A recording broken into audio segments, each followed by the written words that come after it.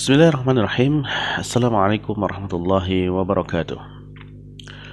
Alhamdulillah, alhamdulillah wassalatu wassalamu ala Rasulillah wa ala alihi wa ashabihi wa man walah wala haula wala quwata illa billah. Alhamdulillah, ma'asyiral muslimin, para pemirsa Rabbani TV yang dimuliakan Allah Subhanahu wa taala.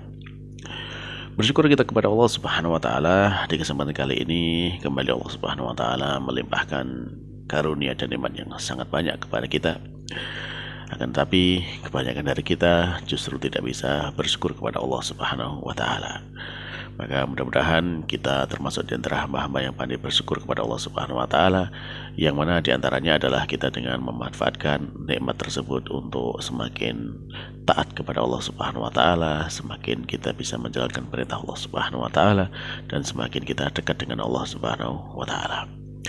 Maka itu para pemirsa sekalian yang dimuliakan Allah Subhanahu wa taala, ya marilah kita bersyukur kepada Allah Subhanahu wa taala dengan memanfaatkan semua nikmat yang kita miliki untuk menambah ibadah kita kepada Allah Subhanahu wa taala. Dan yang ibadah yang terpenting yang bisa kita lakukan adalah kita dengan belajar bersama ini, yaitu belajar tentang ilmu bahasa Arab, yang mana ilmu bahasa Arab ini menjadi sebuah kunci yang akan bisa menyampaikan kita kepada pemahaman yang benar terhadap agama kita, itu agama Islam ini.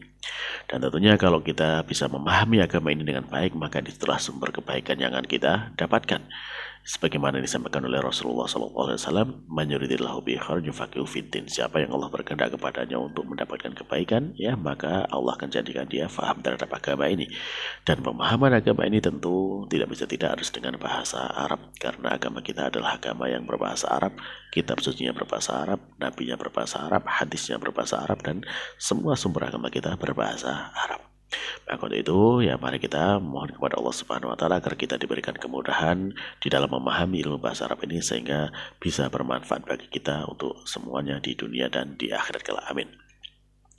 Baiklah para pemirsa, kita lanjutkan pelajaran kita ya dari kitab Durusul Lughah Al-Arabiyyah li Ghairin Antiqin Nabiha karya Dr. Fi Abdurrahim, terbitan dari Islamic University of Madinah. Baik, di pertemuan yang lalu alhamdulillah kita sudah sampai kepada kitab jilid yang kedua, pelajaran ke-9, dan kita sudah masuk kepada latihan-latihan dan selesai sampai latihan yang ke-6. Berarti insya Allah sekarang kita sambung kepada latihan yang ke-7. Nah, untuk itu silakan dibuka bukunya halaman 65 ya, latihan ke-7 halaman 65. Nah, di sana perintah dari mu'alif adalah ta'ammal ya, ta'ammal al-amsilatah, renungkanlah contoh-contoh ini. Ya, summa kemudian iqra al kalimat al atiyah, kemudian iqra bacalah ya, al kalimat kata-kata al atiyah berikutnya, waktu dan tulislah ya, dan tulislah kata-kata itu ya, ma'al dhabti awakhirnya, dengan meletakkan atau menetapkan harokat akhir dari masing-masing huruf tersebut. Nah, jadi perintahnya kita fahami dulu contoh-contohnya, lalu kemudian nanti kita kerjakan latihannya dengan disalin dan ditulis harokatnya sampai huruf yang terakhir ya, huruf terakhir itu harokatnya apa. Nah, baik ya, kita sekarang coba lihat contohnya. Contoh yang pertama, di sana ada kata Muhammadun, kemudian ada kata ya Muhammadu. Berikutnya ada kata Hamidun, ada kata ya Hamidu. Lalu ada kata Ustadzun, dan kemudian di sana ada kata ya Ustadzu. Coba kita perhatikan di situ apa yang bisa kita ambil faedah dari ketiga contoh ini. Nah,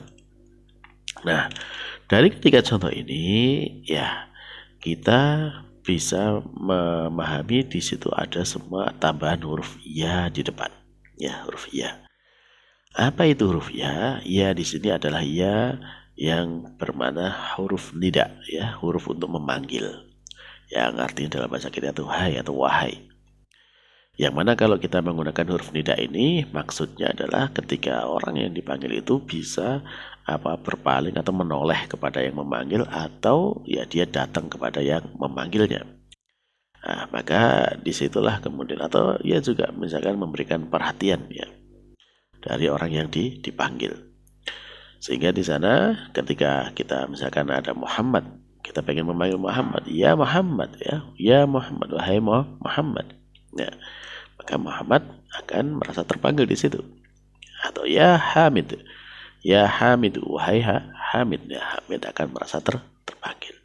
Dan kemudian disebutkan ustadu, ya ustadun, jadi ya ustadu, wahai ya ustad. Nah, sehingga ustadnya juga merasa terpanggil. Nah, jadi itu ya fungsinya adalah huruf nida untuk menyatakan panggilan, ya panggilan. Nah, kemudian ketika huruf ya ini digunakan untuk nama orang, ya, atau isim alam seperti ini, nama, ya, misalkan di situ ada Muhammadun, kemudian Hamidun, ya, maka dia namanya itu berubah menjadi tanpa tanwin, ya. Jadi dari Muhammad menjadi ya Muhammadu, ya, atau ya Hamidun menjadi ya Hamidu, ya, tanpa ditanwinkan. Yaitu kalau ada huruf ya di depannya atau dia sebagai munada yang dipanggil, ya. Demikian juga ketika ini sebagai isim nakiroh, ya, isim nakiroh seperti itu ustadun, jadi ya ustadu, ya, jadi tanwinnya hilang, berubah menjadi domah biasa, dan kedudukannya di sini munada adalah marfo, ya, dengan harokat domah. Baik.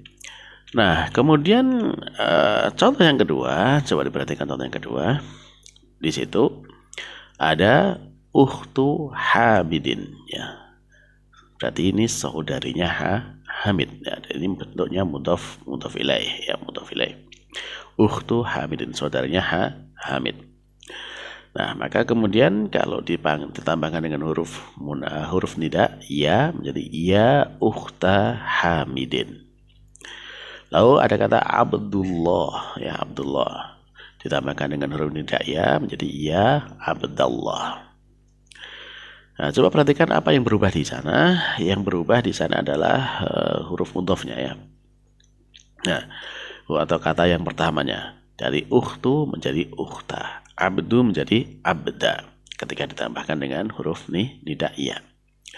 Nah, jadi kalau yang dipanggil itu dalam bentuk kalimat ini seperti ini, mudhof ilaih seperti ini, maka di sana dia untuk kata pertamanya berubah menjadi fathah, ya. Kalau sebelumnya di ukhtu Hamidin berubah menjadi ya ukhta Hamidin. Demikian juga kalau Abdullah dia menjadi ya Abdallah. Nah, dari dua contoh ini, para pemirsa sekalian di Allah Subhanahu wa Ta'ala, sebenarnya untuk huruf nida itu banyak, ya, tidak hanya iya saja. Akan tapi iya ini memang yang paling umum karena iya ini bisa masuk ke dalam semua munada. Ya, semua munada bisa dipanggil dengan seruan iya. Adapun yang lainnya misalkan seperti a, wa, dan yang lain-lainnya itu penggunaannya khusus, tidak seperti ya. Kalau ya itu bisa dalam banyak, dan termasuk juga ya keistimewaannya di dalam Al-Quran itu semua huruf nida yang digunakan dalam Al-Quran itu dengan huruf ya. Ya, maka di sini kita fokus dengan huruf nida ya, huruf nida ya. Nah, baik. Dan seperti itu aja insya Allah, ya, mungkin penjelasannya supaya kita fokus dengan latihan yang di sini, tidak melebar kemana-mana penjelasannya, ya. Dan sekarang coba setelah kita pahami contoh tadi, ya, maka kemudian kita kerjakan latihan-latihan itu di bawahnya dari kata ya A, ya Ali, dan seterusnya itu. Nah, silakan ditulis ulang dan kemudian diberi harokat huruf terakhirnya itu apa, ya, sampai terakhir itu ada Abu Bakrin, ya, nah, baik. Nah, kalau sudah bisa difahami, nah sekarang coba tafadhol dikerjakan terlebih dahulu, nanti kita cocokkan jawabannya. Nah, baik, sambil mengerjakan silahkan di pause videonya dan silahkan dikerjakan.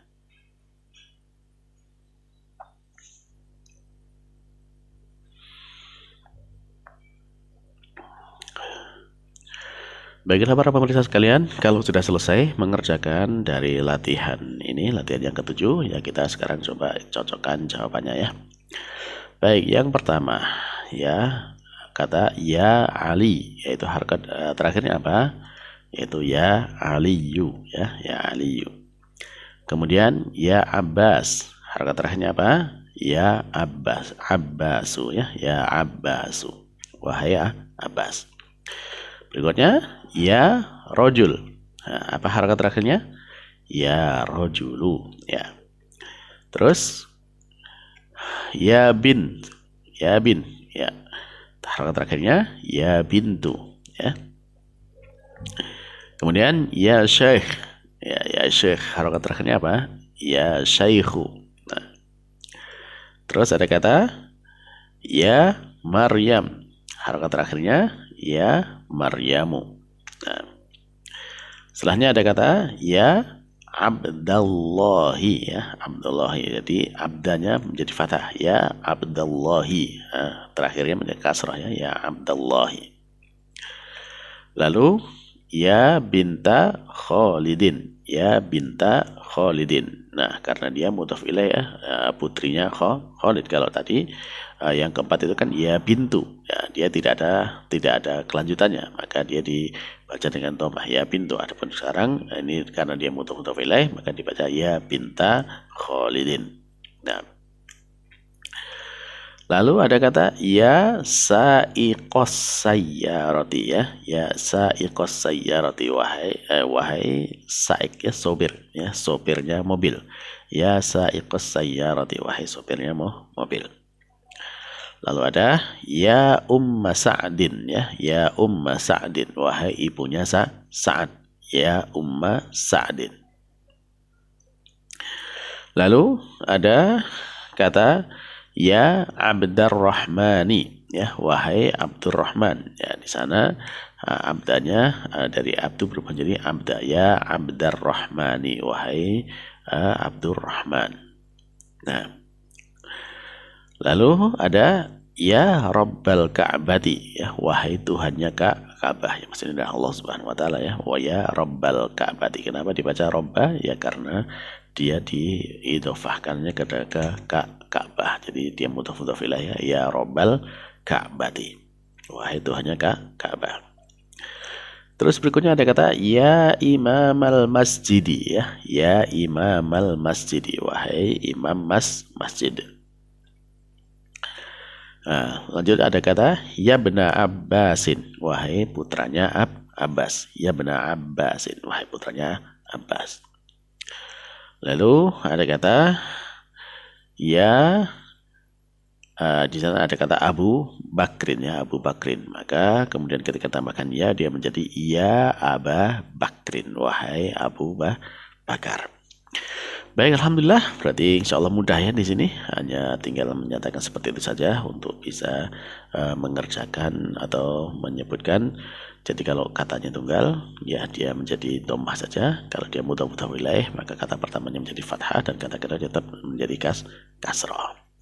Baiklah para pemirsa sekalian yang dimuliakan Allah Subhanahu wa taala, alhamdulillah berarti kita sudah selesai latihan yang ke-7, yaitu tentang penggunaan huruf nida ya ini. Nah, ya sebenarnya kalau kita mau bahas panjang lebar memang ada satu kitab khusus ya tentang pembahasan huruf ya di dalam Al-Qur'an. Dan itu penjelasan panjang dengan macam-macamnya dan makna dan sebagainya. Tapi kita di sini fokus kepada apa yang ada di pelajaran kita ini, yaitu penggunaan ya sebagai huruf nida pada nama tunggal ya seperti Muhammadun, Hamidun, ya Ustadun, ya atau rojulun, Abbasun, Aliyun, itu nama tunggalnya. Maka itu kan ditambahkan ya, dia huruf akhirnya menjadi dhammah. Dan pada munada atau yang dipanggil dengan bentuk mudhaf ilaih, yang mana di sana kalau mudhaf ilaih maka kata pertamanya dia menjadi fathah seperti ya ukhta Hamidin, ya Abdullah. Baiklah para pemirsa, mungkin sekian dulu untuk pertemuan kali ini. Mudah-mudahan apa yang kita pelajari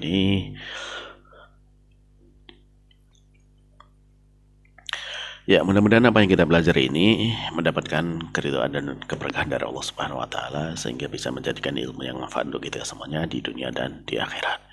Dengan memohon kepada Allah Subhanahu wa taala agar diberikan kepada kita pemahaman dan kemudahan dalam mempelajari ilmu bahasa Arab ini, maka kita akhiri majelis kita kali ini dengan membaca doa kafaratul majelis. Subhanakallahumma rabbana wa bihamdika asyhadu an la ilaha illa anta astaghfiruka wa atubu ilaik.